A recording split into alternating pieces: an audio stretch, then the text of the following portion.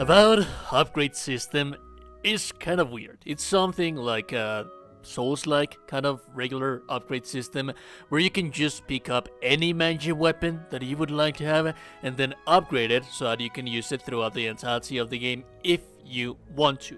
However, there's special unique weapons that have special enchantments that are going to give you a little extra boost to your build if you want to start using them.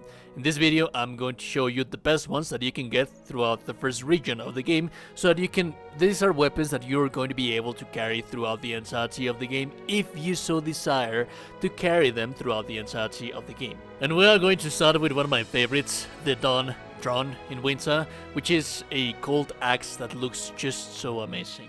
The cool thing about this weapon as well is that you don't actually have to do any quest, you don't have to do anything, you don't have to kill anything, you just have to follow the steps that I'm showing you on the screen right now with the map and the location. You are going to be required to touch a memory that it's something that you're going to have to interact with so that you can get the axe, but then you're going to be able to get it from a pillar from the ground and from the middle of the pond that you will see in this location. Now, this weapon has a enchantment of a frost damage, so it has extra frost damage. It has ideally two enchantments. Like I said, both of the weapons that we are going to be using, all of the weapons that we're going to be using in here have enchantments. Now, the one on this one is the Rising Chill, which basically every time that you do a power attack, it's going to deal frost accumulation to the nearby enemies. That's not damage, that's frost accumulation to freeze the enemies. And then you have also the Freezing Lash, which is going to deal 10% more bonus frost damage from the weapon. So it's the base weapon damage plus 10% more damage as a bonus for frost damage. So that's actually kind of nice. Now, when you enhance the weapons, this is one of the coolest looking weapons that I have seen in the entirety of the game. As a matter of fact, I have been using it just because of how cool it looks. I have not found that many weapons that look as amazing as this thing right here.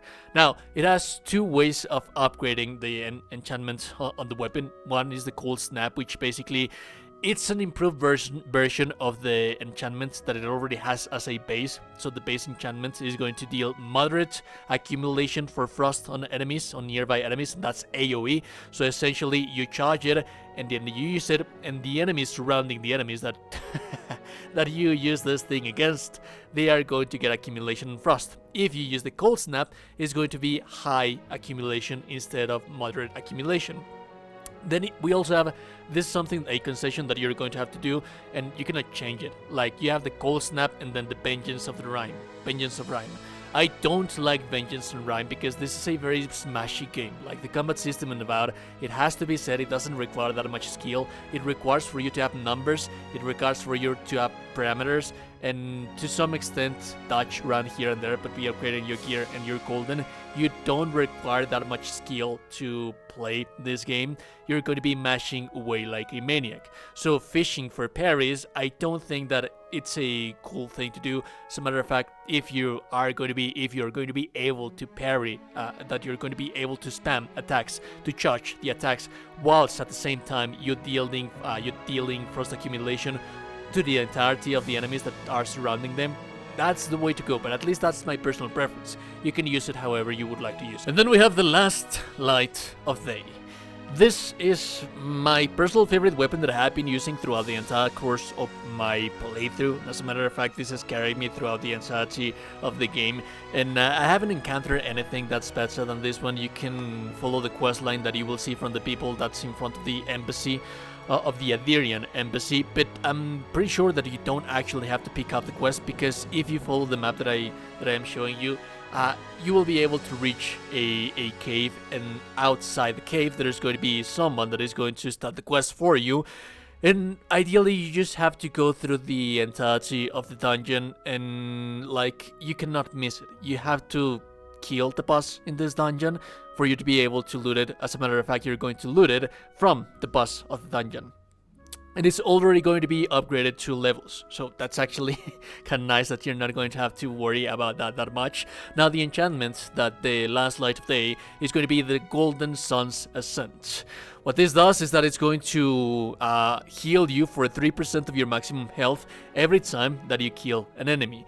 If you upgrade the weapon, you can restore up to 10% of your maximum health, which is just crazy. And if you pair it up with some different skills that allow you to heal even more, that just turns you into an invulnerable warrior. And as a matter of fact, if we actually pair this up with a different weapon that we're going to have right here, it's going to turn you into an invisible spell blade, invincible spell blade. That it's a build that I'm still tweaking, an early game build, but it's very powerful. Then we have the blinding daybreak, which a successful parry deals high stun to the attacking enemy. Which, then again, I don't actually parry that much in this game, because this game is a little bit more frenetic. It is a little bit more spammy, it has to be said. And then we have the long touch. This is very interesting. This is a bow, and this one, it's one of the weapons that you are going to purchase. I didn't find that many ranged weapons. I did find a pistol on the first area of the game, although the enchantment that it has, it also has like a downside, and most of the weapons, unique weapons that I have been finding, they have 2 buffs instead of 1 debuff and 1 buff. So I'd say that this is my personal favorite weapon for rangers, and it has the Grim Focus, and also it has the Lesser Opening Strike. You will notice that it's a weird weapon, dude. This is a weapon that's it seems to be aiming for the kind of like sneaking build, like the sneak archer build from Skyrim that we all want to make in every game. But it's usually very difficult to one-shot people on this game. So the enhancement that this guy has is that it has plus 10% critical hit chance for power attacks while you're using the finesse aiming, meaning that while you're charging your shots, you're going to have 10% more critical hit chance. And then it's also going to have a little bit more 5% more damage against enemies with full health. So this is a bow that should be aimed to be used while you are in stealth, and ideally one-shotting the enemy. So it is not going to be like a spammy weapon. And then we have the Lethal Focus, which is going to furthermore increase the critical hit chance for the power attacks while they fine aiming. And if you manage to make a build that actually one-shots things, you can basically build a sneak archer in this game. But the problem is that this game is not built for that kind of playstyle. This game, it's a smashy game that I think that killing an enemy gives you plus 10% attack damage and plus 20% attack speed for 6 seconds.